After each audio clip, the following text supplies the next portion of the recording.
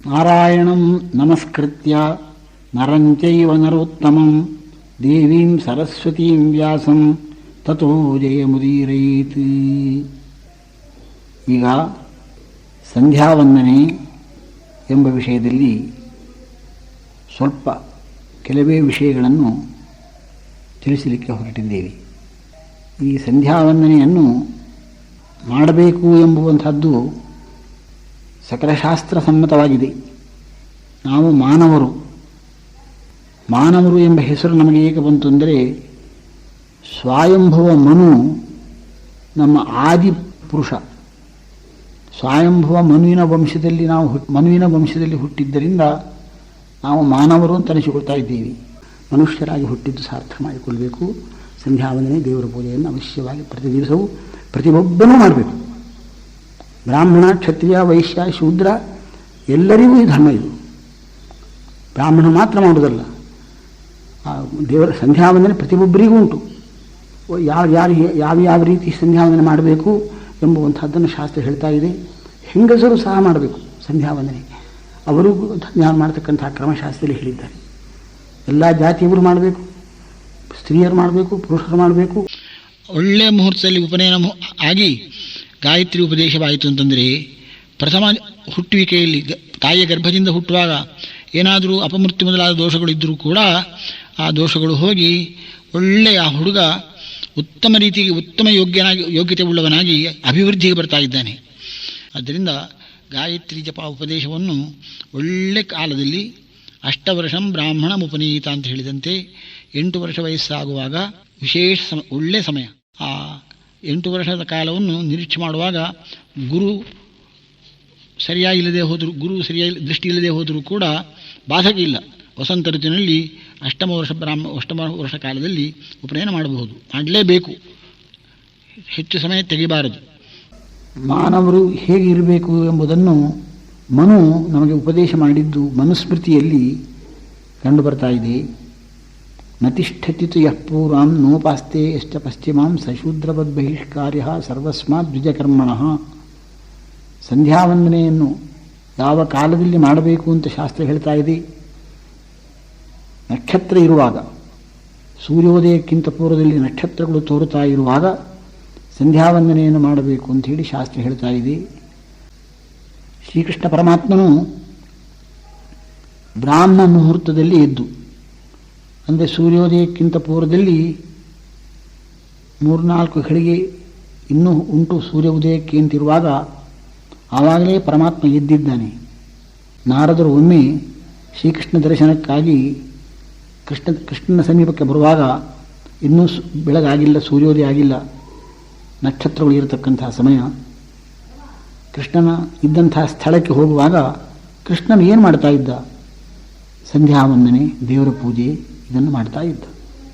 ಬ್ರಾಹ್ಮೇ ಮುಹೂರ್ತೆ ಚೋತ್ಸಾಯ ವಾರಿ ಉಪಸ್ಪೃಶ್ಯ ಮಾಧವ ದಧ್ಯವು ಪ್ರಸನ್ನಕರಣ ಸ್ವಾತ್ಮಾನಂ ತಮಸಃ ಪರಂ ಅಂತ ಭಾಗವತದಲ್ಲಿ ಈ ವಿಷಯವನ್ನು ಹೇಳ್ತಾ ಇದ್ದಾರೆ.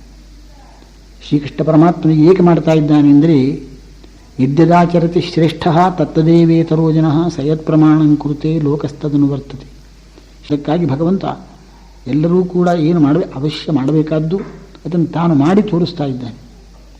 ಬ್ರಾಹ್ಮ ಮುಹೂರ್ತದಲ್ಲಿ ನೀವು ಏಳಲಿಕ್ಕೆ, ನಿದ್ರೆಯಿಂದ ಎಚ್ಚರಲಿಕ್ಕೆ ಪ್ರಯತ್ನ ಮಾಡಿರಿ.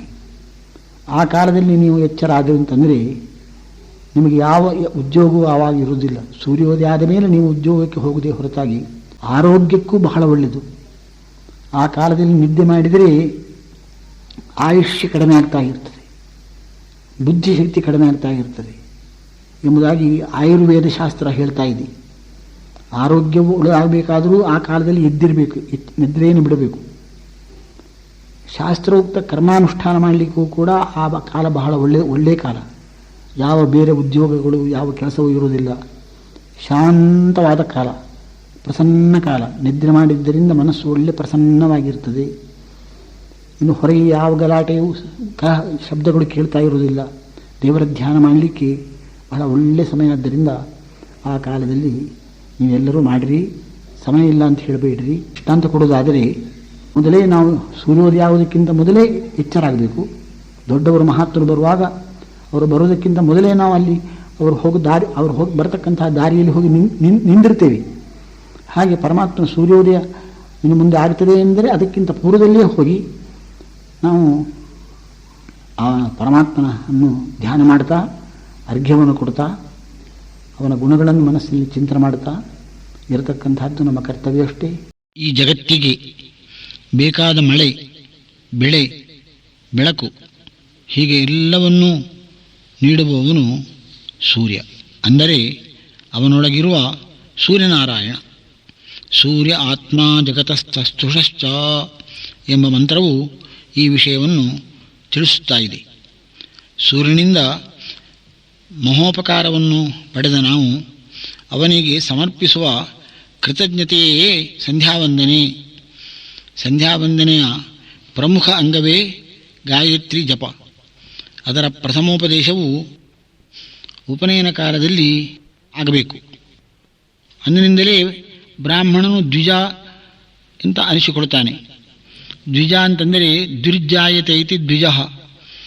ತಾಯಿಯ ಗರ್ಭದಿಂದ ಹುಟ್ಟುವುದು ಒಂದು ಹುಟ್ಟುವಿಕೆ. ಗಾಯತ್ರಿ ಜಪ ಉಪದೇಶ ಆಗುವಾಗ ಉಪನಯನ ಕಾಲದಲ್ಲಿ ಅವನಿಗೆ 2ನೇ ಜನ್ಮವಾಗ್ತಾ ಇದೆ. ಸಂಧ್ಯಾವಂದನ ಅಂತಂದರೆ ಸಂಧ್ಯಾಕಾಲದಲ್ಲಿ ವಂದನ ಅಂದರೆ ನಮಸ್ಕಾರ ಅಂತ ಅರ್ಥ ಆಗ್ತದೆ. ಆದರೆ ಅದರ ಅಭಿಪ್ರಾಯ ಪರಮಾತ್ಮನ ಗುಣಗಳನ್ನು, ಪರಮಾತ್ಮನ ಮಾಹಾತ್ಮ್ಯವನ್ನು ಚಿಂತನೆ ಮಾಡುವುದು ಮುಖ್ಯವಾದ ಸಂಧ್ಯಾವಂದನೆ. ಆ ಭಗವಂತನ ಮಹಿಮೆಯನ್ನು ಅನುಸಂಧಾನ ಮಾಡಿಕೊಂಡು ಮನಸ್ಸನ್ನು ದೇವರಲ್ಲೇ ಇಟ್ಟು ಆ ದೇವರ ರೂಪವನ್ನು, ಸುಂದರವಾದ ಭಗವದ್ ರೂಪವನ್ನು ಚಿಂತನೆ ಮಾಡುವುದು ಉಂಟಷ್ಟೇ. ಅದು ಮುಖ್ಯವಾದ ಸಂಧ್ಯಾವಂದನೆ. ಅದು ಇಲ್ಲದೆ ಕೈಕಾಟದ ಏನಾದರೂ ಕೆಲಸಗಳು ಕೆಲವು ಇದ್ದಾವೆ ಸಂಧ್ಯಾವಂದನೆಯಲ್ಲಿ. ಅಷ್ಟು ಮಾತ್ರ ಸಂಧ್ಯಾವಂದನೆ ಆಗುವುದಿಲ್ಲ, ಅದು ಪ್ರಯೋಜನವೇ ಇಲ್ಲ. ಮುಖ್ಯವಾಗಿ ಮನಸ್ಸನ್ನು ಶುದ್ಧವಾಗಿ ಇಟ್ಟುಕೊಂಡು ನಾವು ದೇವರ ಚಿಂತನೆ, ಮಹಾತ್ಮ ಚಿಂತನೆ ಮಾಡಬೇಕು.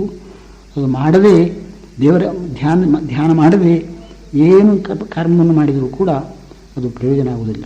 ದೇವರ ಧ್ಯಾನ ಒಂದಿದ್ದರೆ ಇನ್ನು ಏನು ಮಾಡದೆ ಹೋದರೂ ಚಿಂತೆ ಇಲ್ಲ. ಧ್ಯಾನವೇ ಮುಖ್ಯ ಅಂತ ಹೇಳಿ ಶಾಸ್ತ್ರ ಹೇಳ್ತಾ ಇದೆ. ಆ ರೀತಿ ನಾವು ಎಲ್ಲರೂ ಮಾಡಬೇಕು ಅಂತ ಹೇಳಿ ದೊಡ್ಡವರು ಶ್ರೀಮದ್ ಆಚಾರ್ಯರು, ನಮ್ಮ ಗುರುಗಳು, ಶಾಸ್ತ್ರವೂ ಹೇಳ್ತಾ ಇದೆ, ಗುರುಗಳು ಹೇಳ್ತಾ ಇದ್ದಾರೆ. ನಮ್ಮ ತಂದೆ ತಾಯಿಗಳು ಮನೆಯಲ್ಲಿ ಹಿಂದಿನಿಂದ ಹೇಳ್ತಾ ಬಂದಿದ್ದಾರೆ.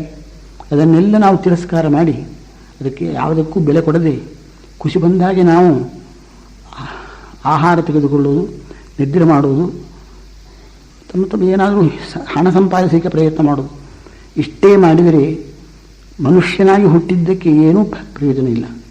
ಮನುಷ್ಯನಾಗಿ ಹುಟ್ಟಿದ್ದು ಸಾರ್ಥಕ ಆಗಬೇಕಾದರೆ ದೇವರ ಮಹಿಮೆಯನ್ನು ತಿಳ್ಕೊಂಡು ದೇವರ ಭಕ್ತಿ ಮಾಡಿ, ದೇವರ ಪೂಜೆ ಮಾಡಿ, ಸಂಧ್ಯಾವಂದನಾದಿಗಳನ್ನು ಮಾಡಿಕೊಂಡು ಇದ್ದರೇನೇ ಮನುಷ್ಯನಾಗಿ ಹುಟ್ಟಿದ್ದು ಸಾರ್ಥಕ. ಇಲ್ಲದೆ ಹೋದರೆ ಪಶುಗಳಿಗೂ ಇವನಿಗೂ ಏನು ವ್ಯತ್ಯಾಸ? ಪಶುಗಳು ಹೀಗಿದ್ದಾವೆ, ಆಹಾರ ತೆಗೆದುಕೊಳ್ತಾವೆ, ನಿದ್ದೆ ಮಾಡ್ತಾವೆ. ಹಾಗೆ ನಾವು ಕೂಡ ಆಹಾರ ತೆಗೆದುಕೊಂಡು ನಿದ್ದೆ ಮಾಡ್ತಾ ಇದ್ದರೆ ಪಶುಗಳೇ ಆಗಿಬಿಟ್ಟೆವು, ನಾವು ಮನುಷ್ಯರಾಗುವುದಿಲ್ಲ.